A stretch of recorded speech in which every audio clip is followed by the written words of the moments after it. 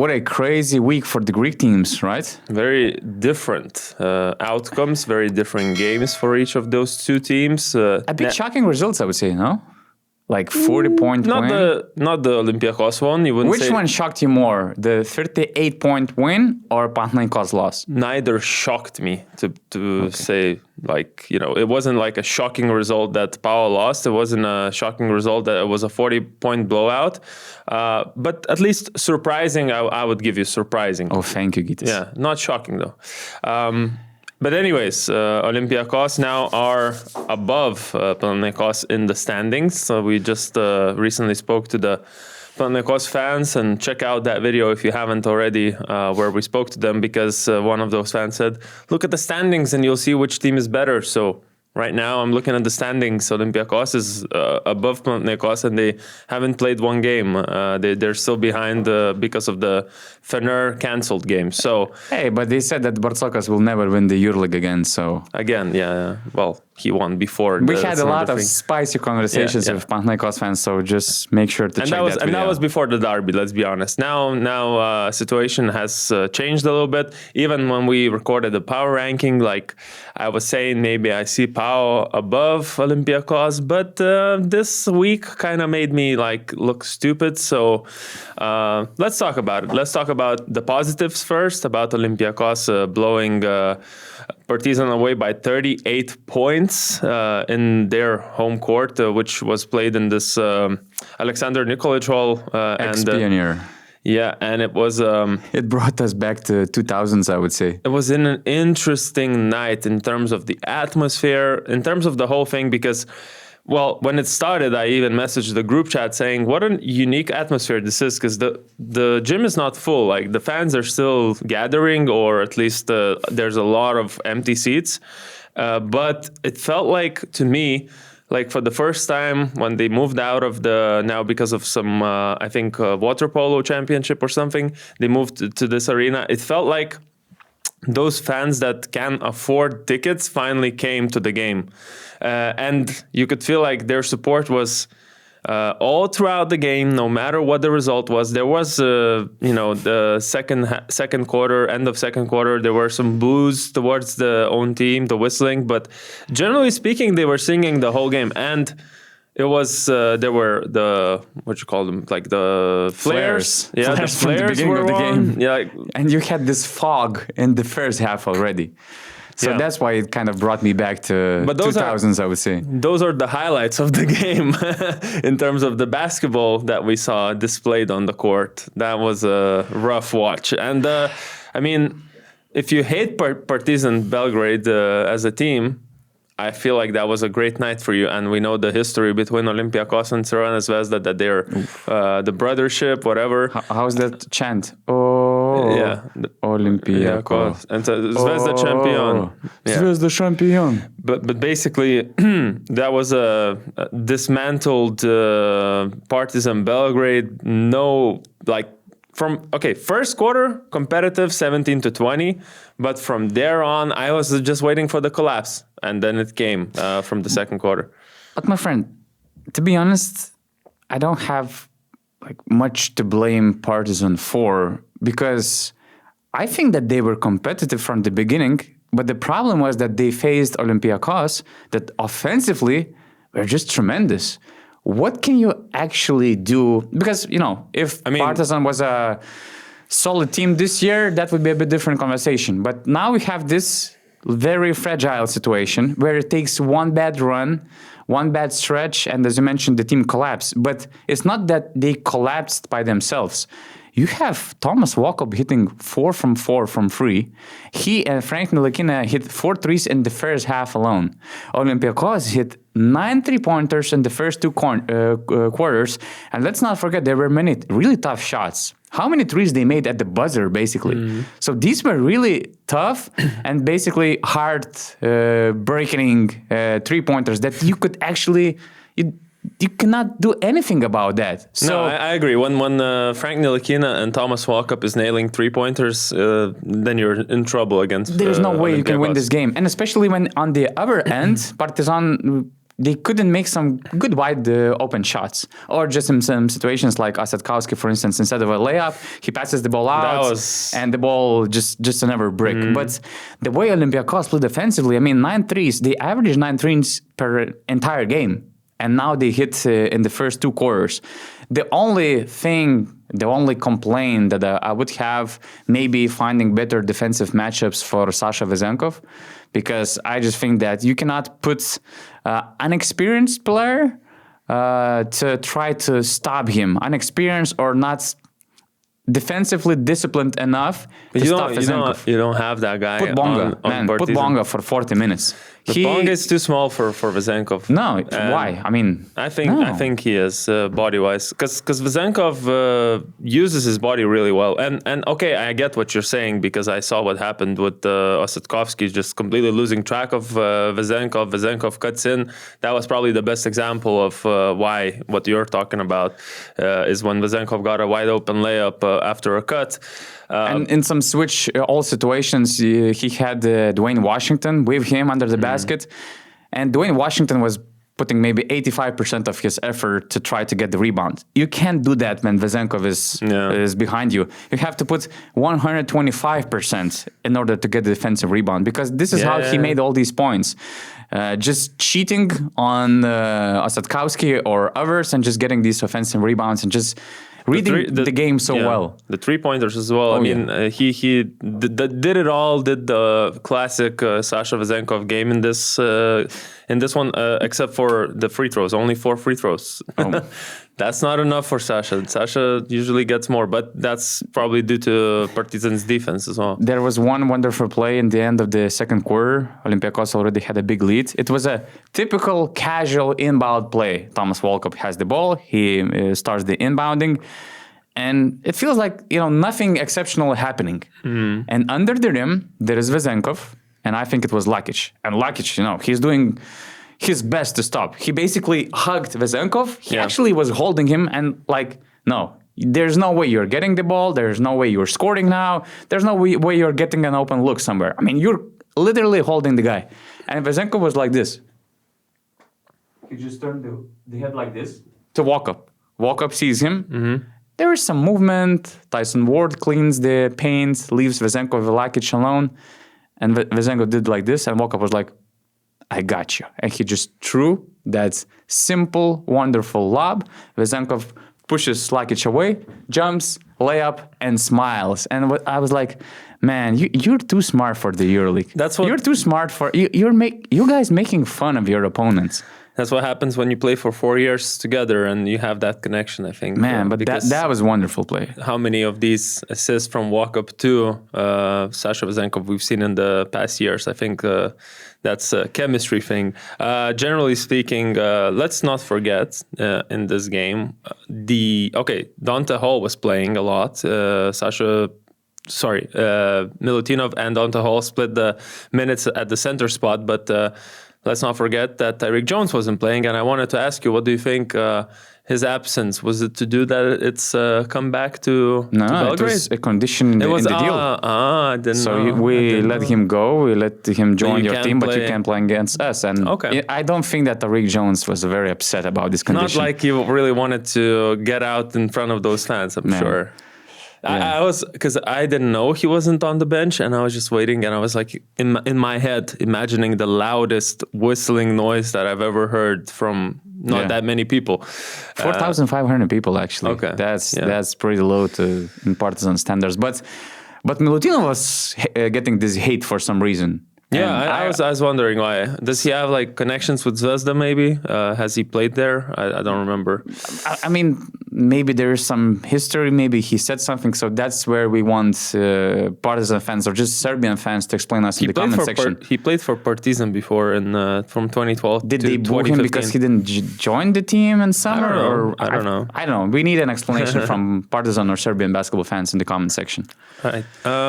Yeah, and about this game, I guess the biggest telling stat, just to understand, if you didn't watch the game, to understand what the game was about, the PIR difference. Okay, so we said the score is 104 to 66, but the PIR is 143 to 53.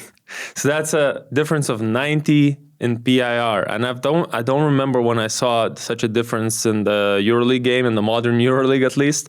I don't think we had such big blowouts before. Wow. Of course, it's all the rebounds because of Partizan missing, because of they just started throwing up 3-pointers from the second half. Essentially, Carlik Jones comes, takes a 3-pointer. Washington comes, takes a 3-pointer, and they were shooting those 3-pointers at a really poor rate, 6 of 29. And 3 of those was by Dwayne Washington. So that was a rough offense to watch. I feel like they really you just saw how worse and worse it was getting for that team. And like I said, when we were doing the power rankings, it is a shame to see so many individually talented players playing such meaningless games now. And they're going to continue doing that for the rest of the season. Which is I would suspect. 6 months. Dang. Especially with Peñarroya, who wants to compete, I would suspect that it's not going to happen. Speaking of stats, by the way, we have pretty nice advanced stats tool on BasketNews.com. We're actually launching it quite soon, but we already have some interesting stats that you can find on the box score that you can find on the top of the website of BasketNews.com. So, for instance, they exclude some interesting facts. For example, Olympiacos made their season high 16 3-pointers. They had the biggest second quarter advantage that they built, which was plus 19.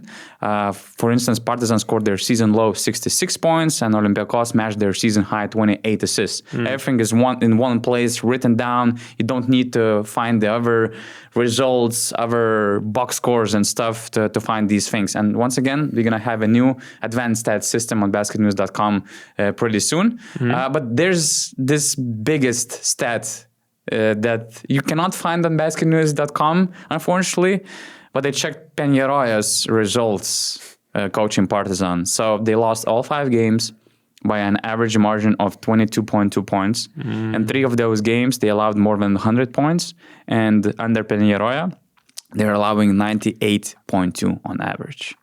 It's not to do with Peñarroya specifically, I don't think. I think it's the general, you can't really save that team at the moment because of the vibes, the players they're missing. We forgot that Carlik Jones was the main guy of this team. And Dwayne Washington took over in scoring, but organizing the offense, you're still missing that. Nick Calates, with his limitations, even though he's a great playmaker, he can't really change much. He didn't come to change the situation. You can't change the situation with Nick Calates. But yeah, the absences, of course. Shake Milton is also out for quite a long time, and it's not to blame Peñarroya, but when you change the coach, you expect some shift. There is no shift. The ship is actually now going backwards. So I don't know. It's more about psychological things and about the relationship between the players with the fans. Between the players as a team, where is Jabari Parker right now? He's not even registered for this game, and he's the most expensive player of this team. Just a lot of problems, but we're not here to talk about Partizan's problems. Congrats to Olympiacos, and let's talk about the other Greek team that had a bit of a... Yeah? Why didn't bring Andy Ops jersey? I have this nice polo shirt, actually. It's there, my personal one. That's Andy Ops. Ops is cooking. Well, cooking when it matters. Let's say it like that. Because in this game, what happened was he was, I think, scoreless in the second half against Pau. And then he had 9 points in the first one. Yeah, it took a while to get into his rhythm. But then it didn't happen until the end of the fourth quarter, where, let's say, the whole game was very close. It was a 2-possession game most of the time. Doesn't matter who was winning, who was ahead. I think Pau led for majority of the game, but generally speaking, when it's 2 possessions, that you haven't done your job yet. That means that if you lose the game in the last run, in the last stretch, that means that throughout the 35 minutes you didn't do the job right to get a victory. So what happened was Bayern had that better run at the end. in the fourth quarter, and Andy Obst kind of just killed any hopes that Panathinaikos had. He had that running like scoop 2-pointer to start with. Then a 3-pointer, I think. One 3-pointer, and then the last 3-pointer was a dagger from like with a second left from very far away. Like 3 plays, 8 points, and there you go. When Game he is over. had that one, I was like, this is Steph Curry The last wearing one? Bayern Munich jersey. When he hits that, when he's in the flow where there's no spot on the basketball floor that he can't make a 3-pointer. If that was the case, he would have hit a 3-pointer from the logo because that's how hot he was. The previous one that you mentioned was a perfect setup play. It was a difficult 3-pointer. He ran all across the floor, and that kind of got into his momentum, but Richaun Holmes was, I think, doing a good job contesting it, but still, it's a difficult shot for most EuroLeague players. Probably not for Andy Obst. But that runner, that one was high arc shot. I mean, over Juancho, I think that was crazy. Nothing was easy. Nothing was easy, like Zaza Pachulia would say, with Obst scoring all of his 8 points in the second half in the fourth quarter. But it was just brilliant. And, when they started the game, you see Jerian Grant on Andy Obst, and you're like, okay, this is over. Andy Obst was averaging 22.5 points entering this game under Svetislav Pesic. When you see Jerian Grant literally locking him down, you're like, okay, this is over. This stretch is over. Jerian Grant will stop him. He's one of the best defensive guards in the EuroLeague. Panathinaikos will win it. It's going to be a rough night for Obst. But he still found ways how to score, how to be great. And once again, I think that he just even elevated his game because facing this defense and also hitting not some spot-ups, some really, really tough shots. So kudos to Andy Obst. He's playing amazing basketball. Under Pesic, he's averaging 21 points, 1.2 points in the last 5 games. Bayern won 3 of them. And in the last power ranking episode, we said that, but they beat teams like Maccabi, and like lower level teams. But now this win over Panathinaikos is a statement, I would say. And you could see the differences with Svetislav Pesic. He really trusts his Serbian guy, Stefan Jovic, at the point guard. He knows, the guy really well. And he's a veteran. I mean, Jovic has a really good impact in terms of organizing Bayern's offense. It looks way more, let's say, solid.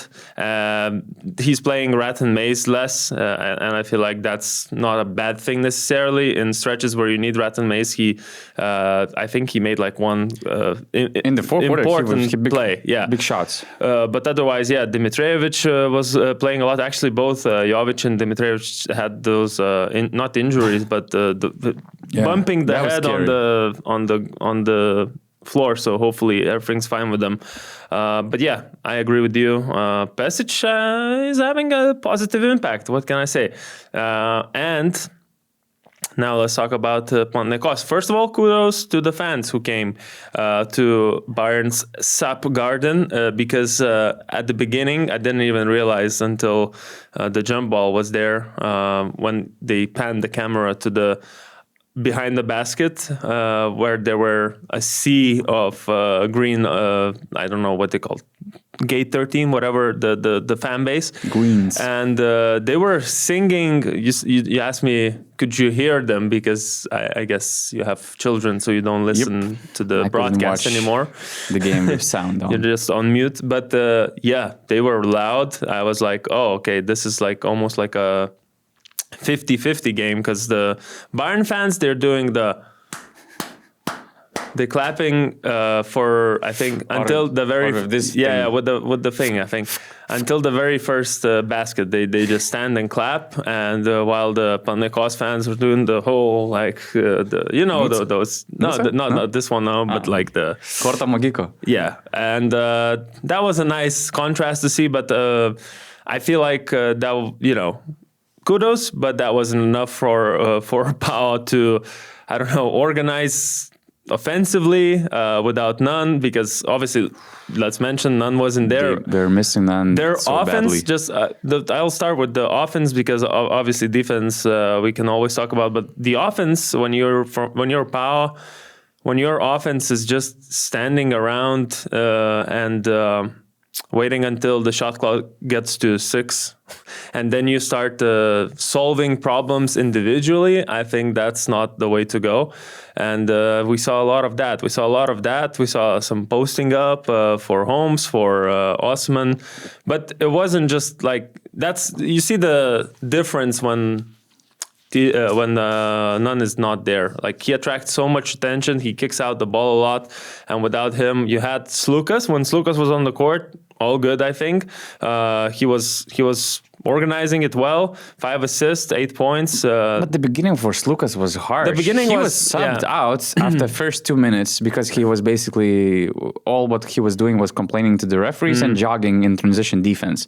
And I think that made Ataman crazy. If you're replacing Slukas in the 3rd minute of the game, that means that you were bad. And actually with Shorts, they had a great run. It was like 11-2 or something like that. They both had a better half. Yeah, one had a good half in the beginning, the other had a good half in the end. And Shorts really didn't have a good half at the end because... Although with him on the floor, they almost tied the game, really. He stole that ball while Bayern was inbounding the ball, and then he made a good drive, or how Coach Peticic would say, he had a great penetration. He penetrated a lot. He kicked the ball out to Juancho, and he actually had a wide open 3 to tie the game. He just missed that. So I think that it was... not a good half for Shorts, but that last 2-minute stretch was solid. But at the same time, the way Pau was changing players in the last quarter of the game, Slukas in and out for a few minutes, Shorts in and out. They even tried Grigonis. They tried him in the first half, then they tried him in the second half. The guy was called for half an hour or more. They tried to play him, and he was miserable. So they brought Slukas, then TJ Shorts back. It feels like Ataman never felt that he had the right lineup for this game. He couldn't find a lineup that he could trust. Although he played all these guys, like 6 players played more than 20 minutes. 4 guys played over 30 minutes. But it felt like it was never clicking. Just for some short stretches, like having some Madurov in the second quarter. Madurov, actually. Shorts in the beginning of the game. Madurov, 2 3-pointers. 2 3-pointers, no hestation, pulling up. I mean, good job. The biggest talent of Greek basketball right now. But no, this is... Why are you smiling? This is the truth. It sounded sarcastic. Unfortunately, this is the truth. That he's the biggest talent. That's the truth. Avdalas is the biggest talent. Okay. Well, anyways, that's... Our prospect. The top 2. Prospect. Top 2. The biggest talent is Giannis, it's all clear. No, yeah, prospect. But you know what I meant about Shorts? That he airballed 2 3-pointers, I think, and then missed one of those from the very close range where it's like between mid-range and really close range. He missed those that he never misses in those moments, and that's what I meant by not the best half. I hope you So now you're remember Ataman, right? Blaming the players. Oh yeah, I'm doing that. Airballs. No. But that speaks to the confidence. Like, if you don't play consistent minutes, probably, then you start missing shots that you never miss, or you start airballing 3-pointers. But I was actually surprised that he didn't start.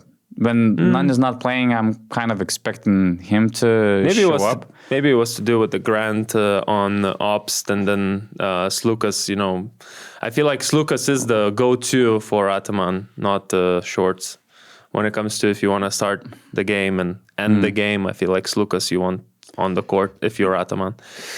But anyways, yeah, a weird game, like you said. They couldn't find guards. They couldn't find a center that they could trust. Farid was clearly unhappy. There was one play when he didn't receive the ball inside the paint. He got this 3-second violation, and he was just pissed that Jedi Osman or Slukas didn't pass the ball. He went out. Yartseven played 2 minutes. Holmes played 31, but to be honest, defensively with him, Panathinaikos still had a lot of issues in the pick and roll situations. I think that Bayern were punishing Panathinaikos for some defensive situations that included, it's not only up to Holmes, it included Holmes and some other guards of Panathinaikos that they're not known as a reliable defender. So it was really, really solid game by Bayern. We mentioned Obbs, but guys like Ratan Mays, Jezup, and Dimitrievich, they hit some really, really big shots in the second half. And in some situations, there was one play where Ataman was like trying to play defense when Bayern was inbounding the ball. He was like all the time in the action, but Jovic hit the contested three-pointer. In some situations, there's nothing you can do, but it feels like this team is lacking of rhythm. It's the second time of the year when they lost 3 games in 4 matches, and the first one happened before Farid joined. You remember they had this center issue, just lacking of bigs actually, and then Farid came. He gave them that switch. He gave them that boost.